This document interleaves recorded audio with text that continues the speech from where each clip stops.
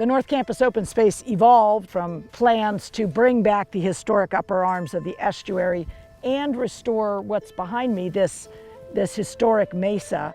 We decided to restore a big grassland with the idea from the beginning, really, that we could potentially bring back this traditional practice of prescribed burning that the Chumash did, which helped create this intermediate disturbance that triggers the growth of wildflowers. On the cultural aspect of fire, it was needed for so many things. To keep ourselves warm, for one thing, in the winter times. It was used for our sweat lodge. We cooked our foods. Those were just kind of the practical uses of fire in every day. Doing those controlled cultural burns to propagate plants, to produce more of them, and to bring the animals down, to be able to clear your view so you can see people out there. And so it was very necessary to have that element in our lifestyle. Throughout much of coastal California and probably even beyond, Native people were burning vegetation, particular habitats, particular times of year. Some of the earliest explorers, Spanish explorers who came through this area, they're repeatedly describing areas that have been burned off, and so they're having trouble finding forage for their animals. And then some of them come back, or another expedition will come through in the springtime, and they describe fields of wildflowers in the same patches that had previously been described as being burned. What fire seems to do on perennial native grasslands is it really energizes those grasses. I think the very reason that the Chumash were burning is they were taking all that dried plant material that, since they weren't grazing animals, they had no use for that. And they recycled it into ash and smoke. Smoke went away. The ash was there as a alkalinizing potassium fertilizer.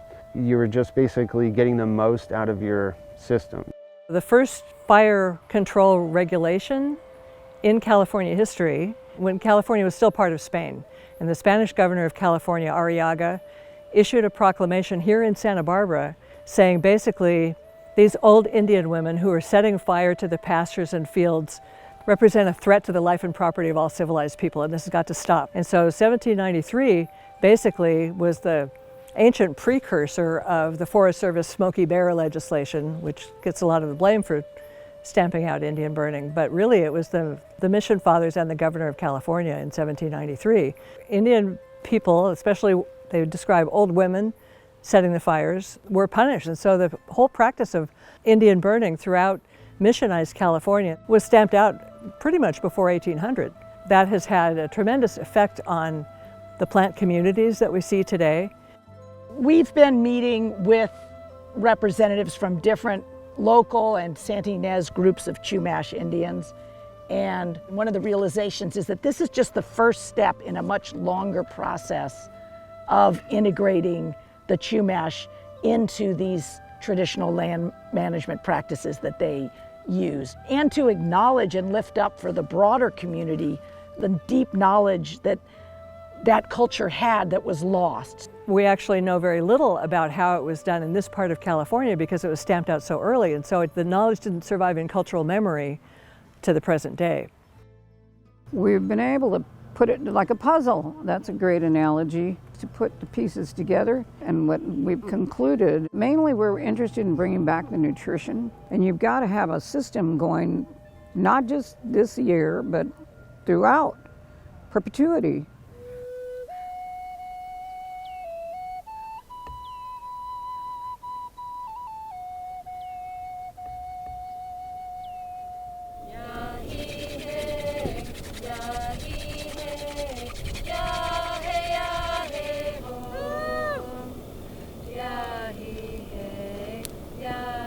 Ernestine is older, she'll be the one to be doing the lighting.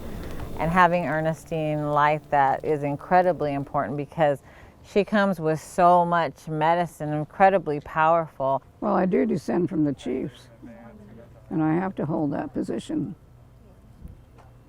And it's mainly women. As people, we always say we're the past, present, and future.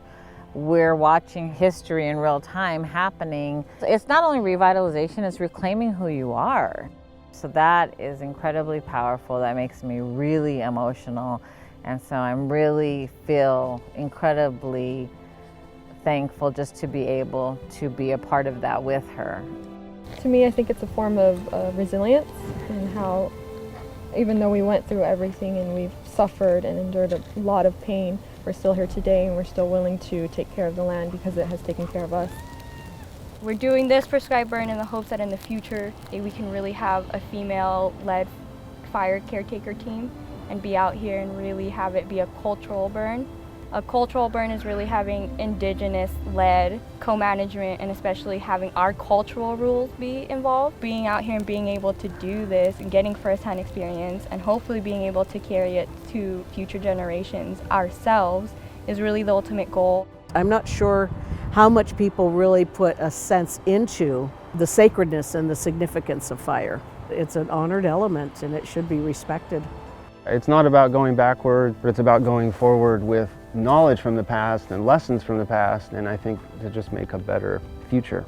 I hope this is successful for everybody's sake.